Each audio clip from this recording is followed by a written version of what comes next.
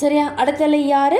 நெட்டாங்கு அலை. நெட்டாங்கு அலைன்னு சொல்கிறது என்னது? இந்த அலை செல்கிற இதுக்கு சமாந்தரமாக துணிக்கைகள் இயங்கினா அது தன் நெட்டாங்கு அலை. இது செங்குத்தாக இயங்கிச்சு தானே ஒன்றாவது. இப்போ நெட்டாங்கு அலைக்கு என்ன செய்யுதுன்னு சொன்னால், இப்படி துணிக்கைகள் என்ன செய்யுது? எப்படி எப்படி அலையுது சமாந்தரமாக, இப்படி சமாந்தரமாக. சரியா? இப்படி தான் இயங்குது.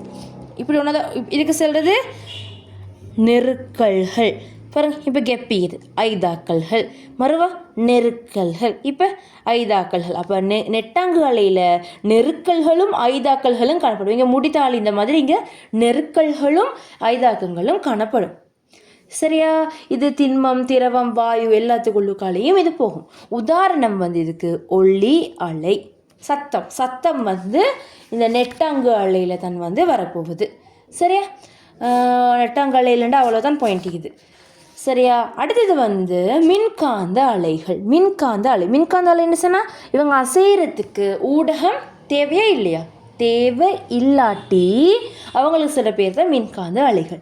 இந்த மின்காந்த அலைகளில் சரியா, மின்காந்த அலைகளில் வகைகள் இருக்குது. ஒன்றாவது கேமா கதிர், காமாடுவாங்க கேமா கதிர்.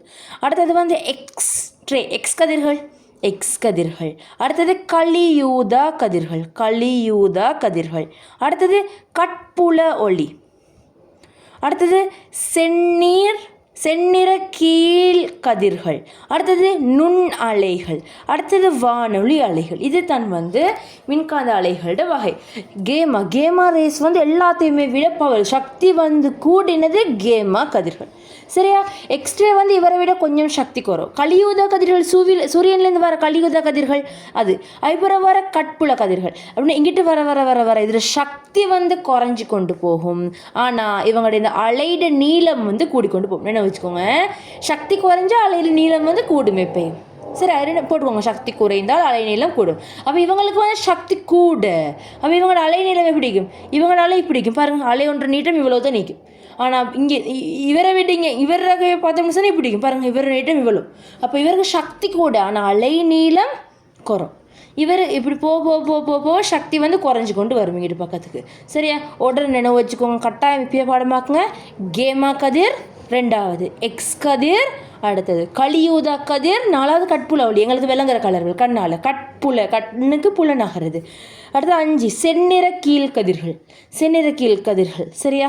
அடுத்து மைக்ரோவேவ்ஸ்னு சொல்லுவாங்க. அது நுண் அலைகள். அடுத்தது ரேடியோ வேவ்ஸ் இருக்குது.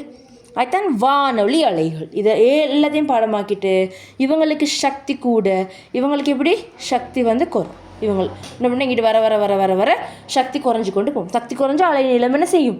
கூடிக்கொண்டு போகுது. சரியா? இதில் ஒன்றாவது உள்ள இந்த கேமா கதிர்களை எந்தைக்கு பயன்படுது. இதுதான் சக்தி கூடினது. சரியா? இதை இது எப்படின்னு சொன்னால் பெரிய தடித்த உருக்கு தகடுகளை கூட இப்படி ஊடுருவி கொண்டு உள்ளுக்கால போயிட்டுருவோம். சரியா? பெரிய கொங்கிரீட் அதுலுக்கால கூட இந்த கேமை கதிர் போயிட்டுருவோம் ஊடுருவி கொண்டு. சரியா? இது என்ன செய்யறேன்னு சொன்னால் இதை கேன்சரை அழிக்கிறதுக்கு பயன்படும். ஏன்னா இது உடம்புல உள்ள கலங்களை அழிக்கும். அப்போ கேன்சர் உள்ள இடத்துக்கு மட்டும் இதை அனுப்பி அதை கேன்சரை அழிக்க பயன்படுத்துகிறாங்க.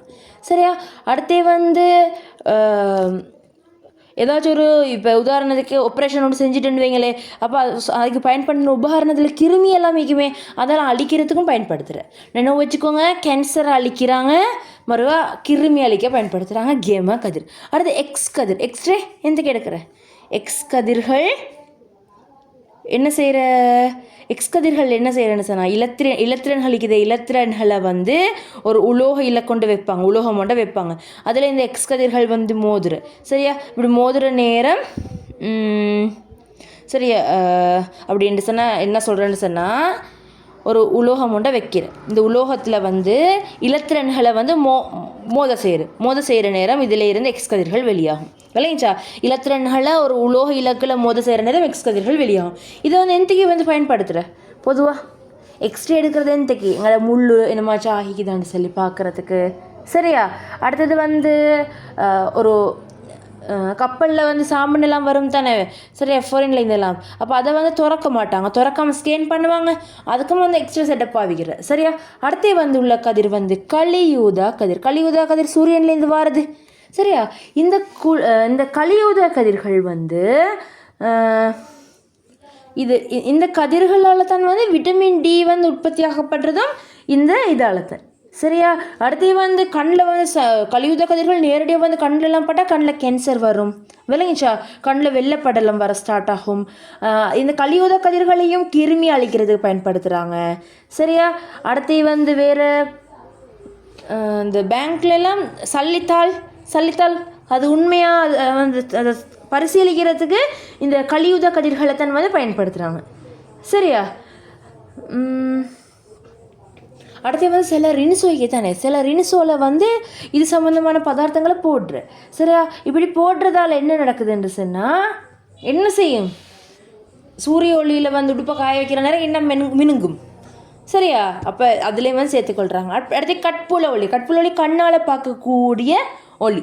அது எத்தனைலேருந்து எத்தனை நானோமீட்டர் முட்டும்டா நினைவு வச்சுக்கோங்க. இந்த வீச்சு 690 நானோமீட்டர்லேருந்து 400 நானோமீட்டர் வரைக்கும் இந்த வீச்சு தான் வந்து. சரியா? இந்த வீச்சு தான் எங்களோட கண்ணால் பார்க்கக்கூடிய அளவு. சரியா? இதில் வந்து அந்த விப்ஜியோர் சூரியனில் உள்ள 7 கலர், சூரியனில் இல்லை வானவில்ல உள்ள 7 கலரும் விப்ஜியோர். சரி, அந்த 7 கலரும் இந்த கட்புள்ள ஒளியிலுக்கு தான் வரப்போகுது. அந்த 7 கலரும் எங்களுக்கு விளங்கும். சரியா? இது வந்து எங்களுக்கு பார்வைக்கு உதவும்னு சொல்லிடலாம். அடுத்து செந்நிற கீழ்கதிர் பாருங்கள். டிவி இங்கே இருக்குது, ஆனால் நீங்கள் ரிமோட் இங்கே இது போடுறீங்க. இந்த செந்நிற கீழ்கதிரால் தான் அந்த டிவி வேலை செய்யுது. அடுத்து வந்து இப்போ அந்த லாக்டவுன் சீசனில் எல்லாம் ஒரு சிஸ்டம் யூஸ் பண்ணுற என்ன செய்கிற அவங்க அந்த இடத்துக்கு வர மாட்டாங்க. ஆனால் அந்த இடத்துலலாம் ஆக்களிக்குன்னு இந்த ஃபைட் நடக்குது, அவங்களுக்கு இந்த இடத்துல ஆக்களிக்கிறேன்னு சொல்லி தெரியா, அதுக்கு வந்து அவங்க இந்த சிஸ்டம் தான் யூஸ் பண்ணுறேன். என்னென்னு சொன்னால் இதால் செஞ்சு வைக்கிற கேமராலெல்லாம் எப்படின்னு சொன்னால் ஆக்கள் இருந்தால் இப்படி அந்த ஆக்களோட உருவம் மட்டும் இந்த இதில் இப்படி காட்டிப்படும். இன்னொரு ஆள் இருக்குது, இன்னொரு பூனை இருக்குது அப்படின்னு சொல்லி காட்டப்படும். விளங்கிச்சா? அந்த கேமராவில் உருவம் மட்டும் காட்டப்படும். சரியா?